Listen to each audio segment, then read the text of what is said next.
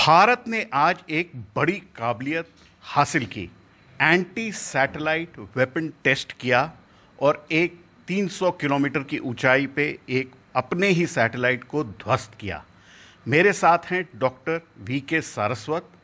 वो defence research और development organisation के पुराने चीफ रहे हैं, मिसाइल्स के स्पेशलिस्ट हैं और भारत के बड़े थिंक टैंक नीति आयोग के मेंबर हैं और कहीं ना कहीं प्रधानमंत्री नरेंद्र मोदी आपकी बात ज़रूर इस एरिया में, मिसाइल डिफेंस में, स्ट्रैटेजिक एरियाज में सुनते होंगे। सारस्वत साहब, आज का जो टेस्ट हुआ वो क्या दर्शाता है भारत की जनता के लिए और दुनिया के लिए?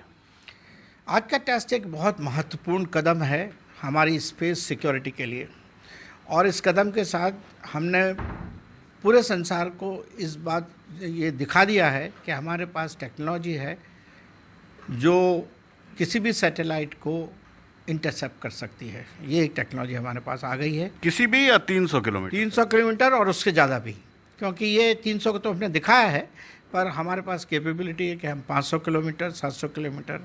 मैं इसलिए कह रहा हूँ कि देखिए, हम जब अग्नि 5 लॉन्च किया था हमने, जब 2012 में मैं था, 2012 में, तो वो उस समय हमारा मिसाइल 800 किलोमीटर की हाइट पे गया था। तो जब मैं 800 किलोमीटर जा सकता हूँ तो मेरे को प्रपल्शन की कोई दिक्कत नहीं है। तो और मेरी रेंज उस समय 5000 किलोमीटर थी, तो मेरे को किसी प्रपल्शन की कोई दिक्कत नहीं है। जो दिक्कत उस समय थी मुझे, वो थी काइनेटिक किल व्हीकल की, जो मैंने आज इस डिमॉन्स्ट्रेशन के द्वारा पूरे संसार को दिखा दी है। अच्छा, काइनेटिक किल व्हीकल जो है वो अल्टीट्यूड इंडिपेंडेंट है। एक बार आप एटमॉस्फेयर के बाहर चले गए तो काइनेटिक किल व्हीकल, चाहे वो आप 500 किलोमीटर पर रहिए, चाहे वो 800 किलोमीटर पर रहिए, उसका परफॉर्मेंस सेम रहता है। तो इसलिए मैं पूरे कॉन्फिडेंस के साथ कह सकता हूँ कि हमने 300 आज दिखाया है, पर हम 500 भी कर सकते हैं, 800 भी कर सकते हैं। ये हमारी कैपेबिलिटी है। आप डीआरडीओ में थे तब, नीति आयोग में नहीं थे आप, लेकिन तब भी थिंकर थे।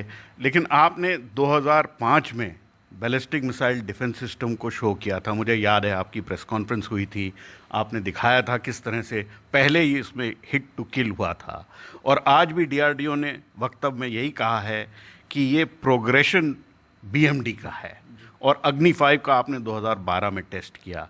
तो ये जो आपने कदम बढ़ाए थे उस वक़्त, ये उसी की तरफ से आगे बढ़ने वाला बड़ा कदम है?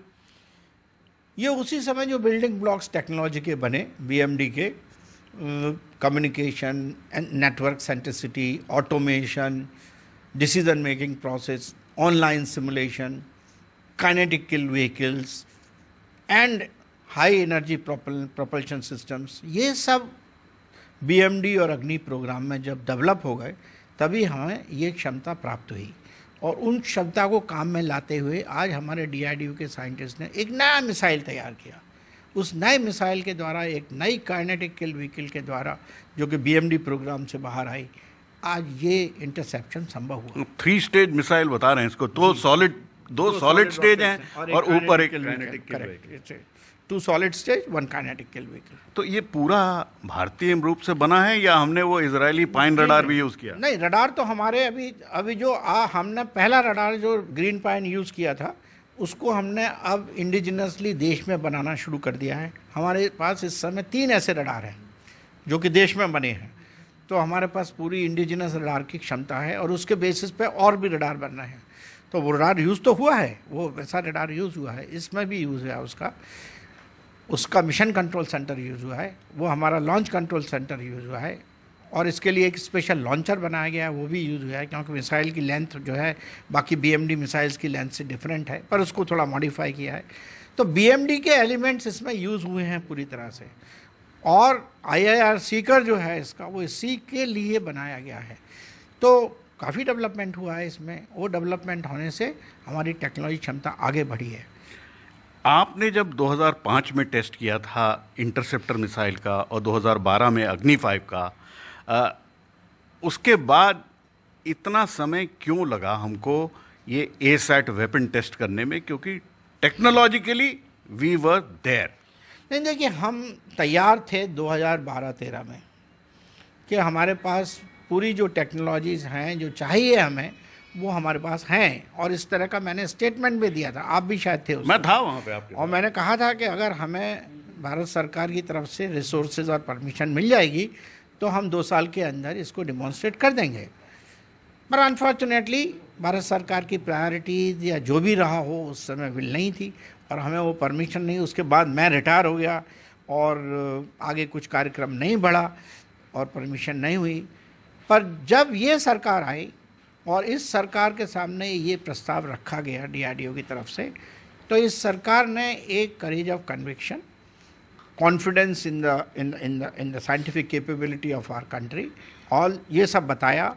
और उन्होंने एक विज़न रखा कि अगर हमें 4th डायमेंशन ऑफ वारफेयर को ध्यान में रखना है तो कैसे भी हमें एसेट कैपेबिलिटी डेवलप करनी चाहिए। तो एक इंटीग्रेटेड व्यू जो कहते हैं ना डिफेंस का, वो इन्होंने लिया और उसकी वजह से प्राइम मिनिस्टर मोदी जी ने और नेशनल सिक्योरिटी एडवाइज़र डोभाल साहब ने ये डिसीज़न लिया कि DRDO को इस कार्य को करने के लिए आगे बढ़ाया जाए। मैंने कई बारी खुद भी कहा है कि प्रधानमंत्री नरेंद्र मोदी जो हैं वो स्पेस बफ हैं और स्पेस को किस तरह से गवर्नेंस में, किस तरह से सिक्योरिटी में, स्ट्रैटेजिक में यूज़ करना जानते हैं। हमारे पास इस वक्त 48 सैटेलाइट थे, आज एक कम हो गया। तो आपको क्या लगता है प्रधानमंत्री के मन में ये बात होगी कि किस तरह से ये इतना बड़ा कॉन्स्टिलेशन जो है इसको किस तरह से सेफ और सिक्योर रखा जाए? बिल्कुल, जब उन्होंने ये डिसीज़न लिया है तो उसका एक उद्देश्य ये भी है कि कोई भी देश हमारे जो स्पेस एसेट्स हैं उनके साथ मैसअप नहीं करे, हमको टेक इट फॉर ग्रांटेड ना ले कि अरे हम तो इनका सैटेलाइट निकाल देंगे, कुछ भी कर देंगे, जैम कर देंगे, ब्लैंक कर देंगे, मार देंगे और ये हमारा कुछ नहीं कर सकते। ये कैपेसिटी, ये कैपेबिलिटी होने के बाद कोई भी देश 2 बार सोचेगा हिंदुस्तान के सैटेलाइट और स्पेस एसेट्स से हाथ लगाने के लिए। तो ये कैपेबिलिटी आज देश ने डेमोन्स्ट्रेट की है, केवल इसलिए कि हमारे प्रधानमंत्री के अंदर ये विचार था, उन्होंने इसको सामने लाया। आप जब DRDO में थे तब भारत ने पोखरण के टेस्ट किए, न्यूक्लियर वेपन्स टेस्ट हुए, फिर हमने अपना न्यूक्लियर ट्रायड कंप्लीट किया स्पेस, एयर, वाटर और लैंड से। तो आपको लगता है ये एक नेसेसरी फॉरवर्ड लुकिंग स्टेप था कि हम satellite, anti satellite weapons test करें? बिल्कुल, हमें बिल्कुल लगता है, क्योंकि हमने ट्रायड बनाया, हमने वारफेयर में वो चीज़ें बनाई जो कि सबमरीन बनाई, हमने न्यूक्लियर सबमरीन बनाए, न्यूक्लियर सबमरीन से न्यूक्लियर मिसाइल लॉन्च करने की कैपेबिलिटी बनाई, हमने अग्नि बनाया, हमने air to ground, air to air में सिस्टम्स बनाए। तो हमने वारफेयर में जो भी एलिमेंट्स चाहिए थे उन सब का डेवलपमेंट किया। केवल एक एलिमेंट बच गया था जो 4th डायमेंशन ऑफ वारफेयर है, उसको कैसे सेव किया जाए, उसके लिए एसेट की तैयारी हो गई। तो हमने कोई ट्रीटी वायलेट की? क्योंकि इतनी सारी स्पेस की ट्रीटीज हैं। देखिए, हमने एक ट्रीटी साइन की है कि हम सब लोग मिल के स्पेस में जितना डैबरी है उसको, आउटर स्पेस ट्रीटी है, उसमें साइन करेंगे। और हमने ये भी ट्रीटी साइन की है कि हम जो है स्पेस का यूज़ किसी भी वार के लिए नहीं करेंगे, मतलब स्पेस वारफेयर, स्पेस में हम सैटेलाइट टू सैटेलाइट काम नहीं करेंगे, या जिसको weaponisation of space in true sense कहते हैं, ट्रू सेंस, वो कभी नहीं करेंगे। पर स्पेस एसेट्स को कन्वेंशनल वार में यूज़ करेंगे, उसके लिए कोई मना नहीं करता है। नेविगेशन हुआ, सर्विलेंस हुआ, इलेक्ट्रॉनिक वारफेयर मेजर्स हुआ, ऑल उसके लिए हम स्पेस को यूज़ करेंगे, पर स्पेस वारफेयर की तरह यूज़ नहीं करेंगे। जैसा कि एक ज़माने में था कि SDI होगा, कि सैटेलाइट से सैटेलाइट, स्टार वॉर्स हुआ, वो सब नहीं, वो हम नहीं करेंगे, और वो उसका हमने वायलेशन नहीं किया है इसमें। और क्या हमने बहुत स्पेस डेब्री भी जमा की है इस टेस्ट द्वारा? देखिए, लाखों छोटे छोटे डेब्री इस समय हैं स्पेस में, और हर लॉन्च में कुछ ना कुछ डेब्रीज होते हैं, और जितने सैटेलाइट्स की लाइफ ख़त्म हो जाती है वो भी एक डेब्री की तरह घूमता रहता है। अगर ये संख्या इस समय अगर लाखों में है, और आज के टेस्ट में अगर 15, 20, 50 डेब्री पॉइंट्स अगर गिरे भी होंगे, उसमें से आधे से ज़्यादा जो होंगे वो, क्योंकि उनकी वेलोसिटी, स्पेस की जो वेलोसिटी है उसके नहीं होगी, वो अपने आप ज़मीन में आके गिर जाएंगे और वो हवा में ही आग लग के ख़त्म हो जाएगी। मुझे बता रहे हैं डीआरडीओ के वैज्ञानिक कि 3 हफ्ते में ये सारी डेब्री जो है वो धरती पे आ जाएगी। जल जाएगी। आपको लगता है वो सही है? सही है, बिल्कुल। क्योंकि देखिए क्या है, हमने जो मिसाइल भेजा है उसकी स्पीड 7,000 मीटर पर सेकंड नहीं है। हमने जो मिसाइल भेजा है उसकी स्पीड 2,000 मीटर पर सेकंड है।